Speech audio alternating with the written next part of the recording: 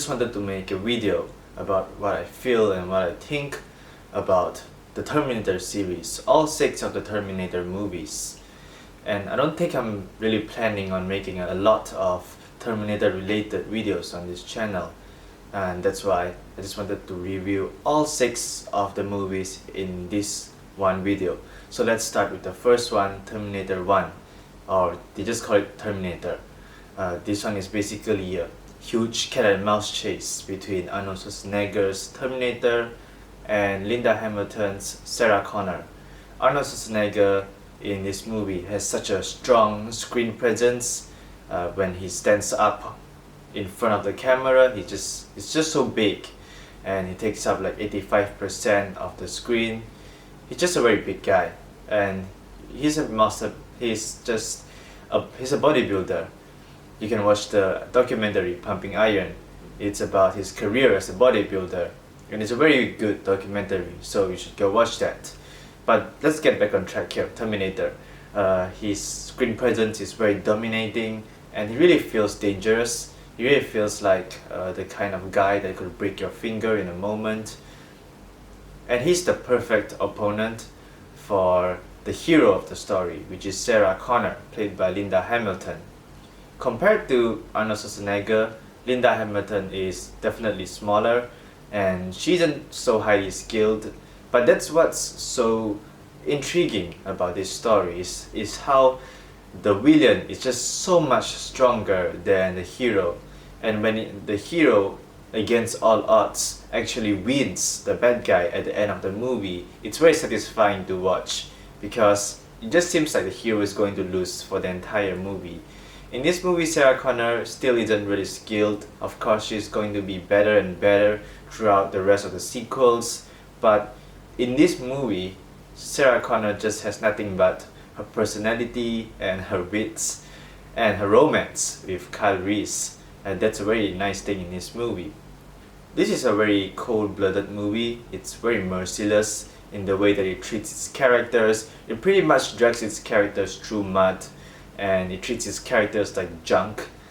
But it's what's so good about this movie. It's just how merciless it is. It throws you into a merciless world full of merciless technology, and it's just a very cold-blooded movie which doesn't have a shred of emotion.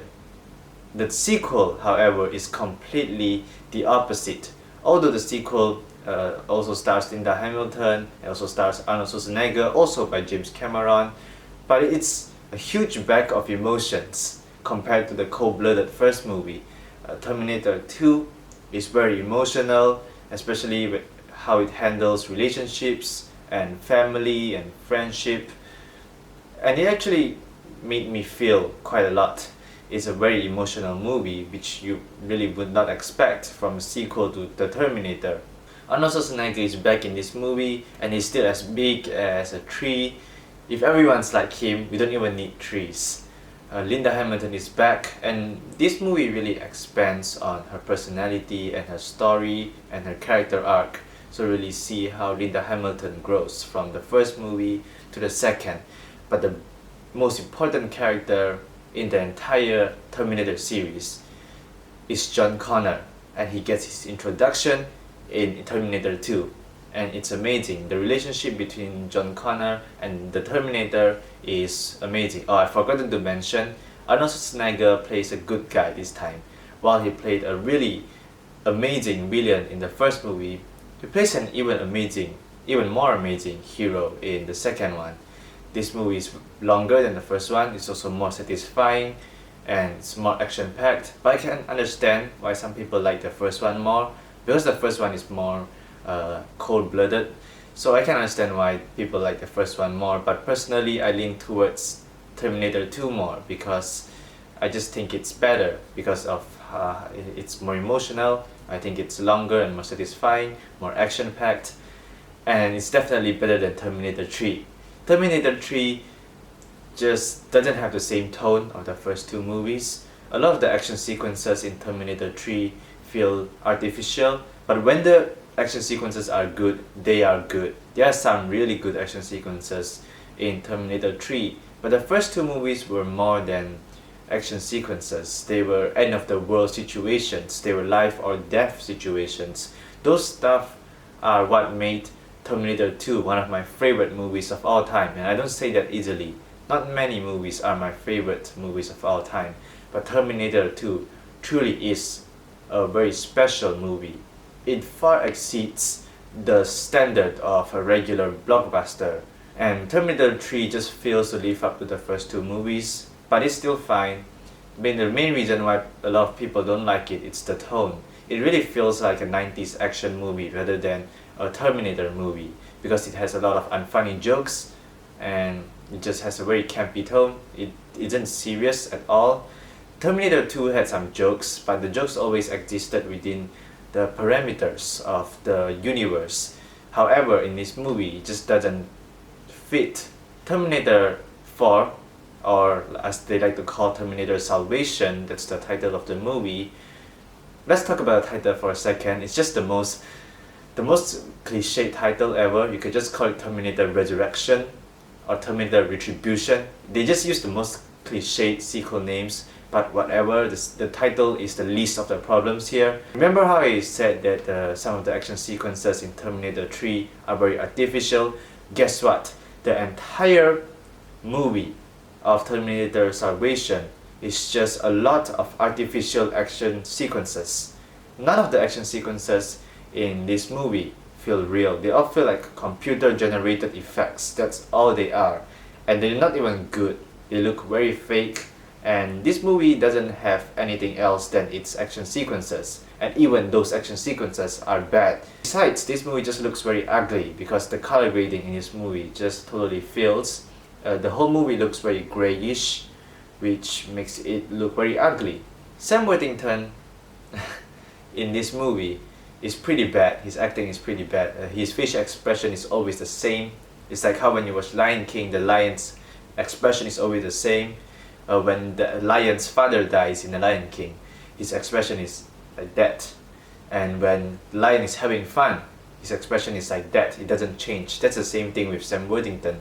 His facial expression just doesn't change in this movie. And when you put him beside someone like Christian Bale, you can really see how his acting really pales in comparison. Terminator Genesis is the fifth one, and this one has Arnold Schwarzenegger back. The last one, Terminator Salvation, didn't even have Arnold Schwarzenegger. Terminator Salvation is the only Terminator movie that doesn't feature Arnold Schwarzenegger. So I can't even call it a Terminator movie because it just doesn't feel like one. And also it's garbage. Terminator Genesis is definitely a step up from Terminator Salvation, but anything is a step up from Terminator Salvation, honestly. If I recorded a video of me going to the toilet now, it would still be a step up from the garbage that is Terminator Salvation. I shouldn't even call it garbage because at least garbage is useful. Anyway, back to Terminator Genesis. I really should stop trashing Terminator Salvation and just move on. Terminator Genesis messes up the mythology. It messes up a lot of the things that are set up in the first two movies. And it just messes up the timeline. And that's the main reason why a lot of people don't like Terminator Genesis, especially fans. But if you put that aside, I think Terminator Genesis is actually an okay movie. I think Emilia Clarke is very good in this movie. Unfortunately, she's in one of the worst Terminator movies. But if she's in one of the better ones, I think Emilia Clarke would have really shined. Yeah, I don't really have much to say about this movie because it's just okay. It's just an okay movie. There aren't a lot of very memorable action sequences in this movie, but the performances are good. Terminator Dark Fate is the most recent Terminator movie. It's also fine, but I think it's definitely better than Genesis just because it has the involvement of Linda Hamilton. She's back, and Arnold Schwarzenegger is back too, and James Cameron is back, but not as a director, but this time as a producer.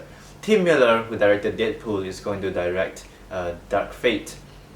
And there are some things I really like about Dark Fate. Mainly is the return of these characters that we love, as well as the addition of new and interesting characters. But at this point, we just have to admit it's the same story again. It's always the same story. The formula doesn't change. It's always there's a character who's very important, and we have to protect this character because there's a Terminator following this character. It's always the same formula, and it's starting to get tiring at this point. That's why I don't want to see a Terminator movie anymore, because it's still the same formula. It doesn't change.